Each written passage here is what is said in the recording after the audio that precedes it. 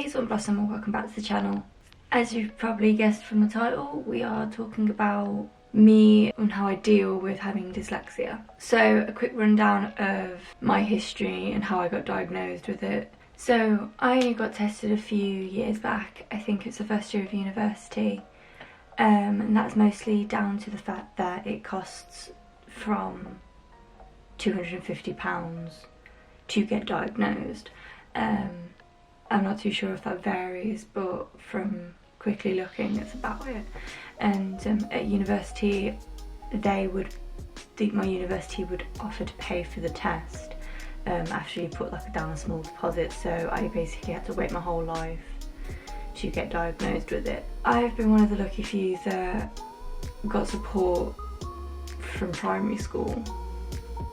In year 3, I had a teacher who kind of clocked that I was dyslexic, and then they put me into support classes because at the time the government funded these sorts of things, and I got tested yearly, and though it wasn't the dyslexia test, it was assumed that I was dyslexic. So with all this support, I was able to get scribes that wrote and read for me during exams, extra time. I was given resources that not every person out there undiagnosed got. So I am immensely lucky, and probably without that support I wouldn't have been where I am today.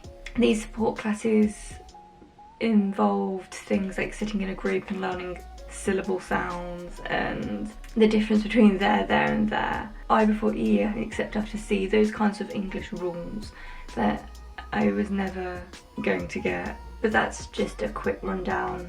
So, like I said, I wasn't diagnosed till university, so going through life with dyslexia without being diagnosed is a strange one, because I was stuck somewhere between thinking I had the disability and just thinking that I was slow.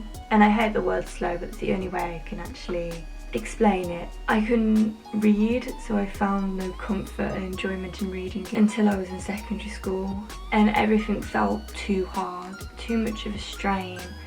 And I was always embarrassed about the fact that I couldn't spell. We would have weekly spelling lessons, like spelling tests at school, and I dreaded them because I knew I couldn't do it. So eventually it became of, why bother trying? You know you can't do it, so there's no point in getting better.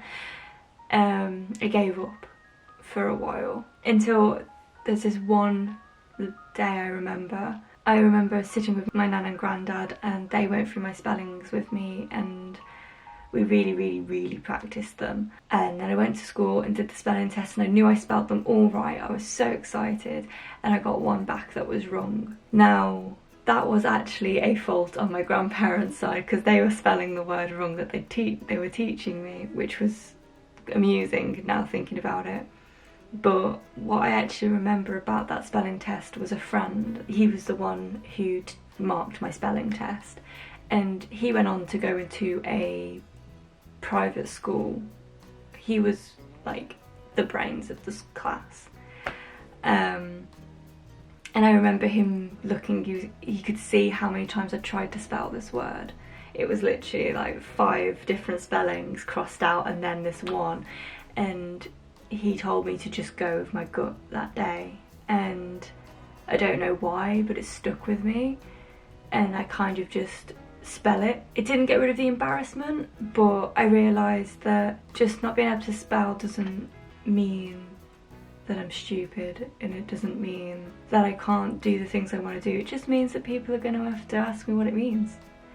And yes, people did laugh, and yes, people teased me about it and commented on it a lot through my life, but I went to uni and got a diagnosis. Getting the diagnosis was a massive relief. I honestly was so worried that she'd turn around and go, there is nothing wrong. Considering I'd had all this support throughout my life, it scared me to think that I wasn't going to get a diagnosis, because then what was it? But I never had to cross that bridge because I got diagnosed. I got diagnosed with dyslexia and dyspraxia and Erling syndrome. Just in case you didn't know what dyspraxia was, here's the overview of that. Development coordination disorder DCD, also known as dyspraxia, is a condition affecting physical coordination. It causes the child to perform less well than expected in daily activities of their life and appears to move clumsily. DCD is thought to be around 3 or 4 times more common in boys than girls, and the condition sometimes runs in families. And with Erlen syndrome, I'm not 100% sure on what to search for that, so if I find anything, I'll put it here, the definition of it. Dyslexia, dyspraxia and Erlen syndrome. The 2 Ds are the ones that affect me the most. I am clumsy and I can't spell. And why am I telling you this? Mostly because of the fact that I've always liked writing as far as I can remember, and I've said this before in a video, but when I was in primary school doing the big write, I loved it. We got candles on the table, sweets for using big words, and we could write whatever we wanted. It was complete creative freedom and I enjoyed it immensely. The only issue is that I couldn't spell. And I would be writing and I'd get to a word that I couldn't spell, and I would have to, and I do this now, because I can't spell it, I opt out of that word and use a different one, and that affected my writing capability so much because I couldn't, changing the word changes the impact of the sentence. Like I still can't spell immensely, but immensely a lot. They are very different words, meaning the same thing, I hope. And that affected me and my confidence. So when I decided to do creative writing in college, it was a massive fear for me because I would have to give out my work for critique. And honestly, I was so mortified when people read my work because of the spellings. Luckily, I made a friend who also had a dyslexic relative, so she could completely understand everything that I'd written and help me in a way that wasn't patronising. And all the staff that were on and all my teachers, they supported me through it too. And during university, it wasn't too much of an issue because everything was digital, and I also had the diagnosis, so I had a sticker that went on all my work that said, I'm dyslexic, be nice. And I never really had so much of an issue with it. Also, 3 of my closest friends are dyslexic and dyspraxic. We made a little group. We were all in the same class and we kind of just knew that we were all there on the same level as each other. So that really brings to why I'm actually telling you about it. And there are 2 main reasons. One, I don't want anyone out there to ever feel like they are alone. Even if they haven't got a diagnosis, I can completely sympathise with the stress and the almost embarrassment or maybe shame of not being able to grasp things the way other people do. And I just want to say that you shouldn't let it stop you. If you want to become the next Shakespeare, do it. I mean, how many famous authors are out there that are dyslexic? Albert Einstein, he was dyslexic, or he was assumed dyslexic. There are so many brilliant people out there who are and suffer from this disability that why can't you be?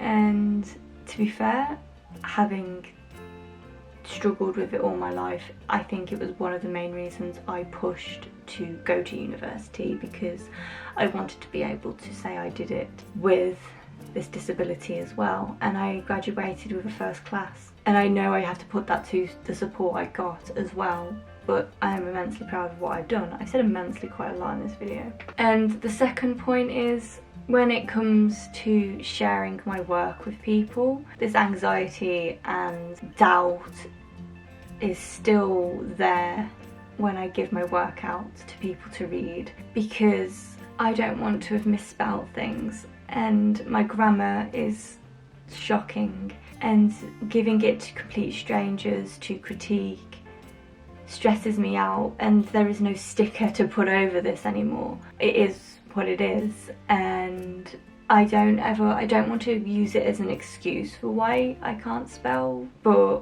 I also don't want it to be ignored when people are saying you've put a comma in the wrong spot, because to me a comma goes where a comma goes, and I feel like I can hear the whole community gasp. There is something so so irritating and annoying about being dyslexic, is that you are never able to convey how you feel properly, or what you want to the extent that you want it to, because you have this barrier in front of you.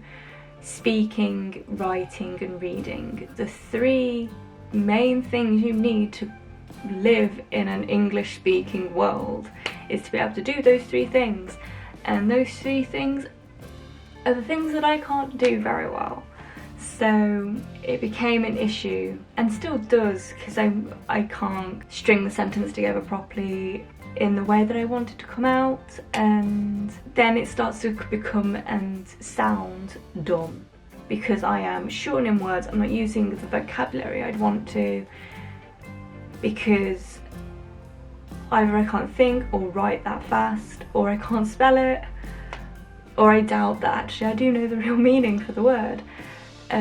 I've titled this video Dealing with Dyslexia, but it's not so much about how I dealt with it, it's more about me making sure other people out there realise that they're not alone. If you think that you may have it, do some research. You may be able to find some support out there for you. There are plenty of free resources that you can get a hold of that will help you anyway. So yeah, that was basically it. I just wanted to give you a quick run through of what I deal with. If you have any questions, please do leave them down below. I will try and answer any that I can. I think it's something that is a bit of a joke in modern society, and that's fine, but also I feel like it is something that people don't actually talk about, or at least I've never found anyone that's spoken about it. So please don't hesitate to ask anything, and I'll see you in the next one.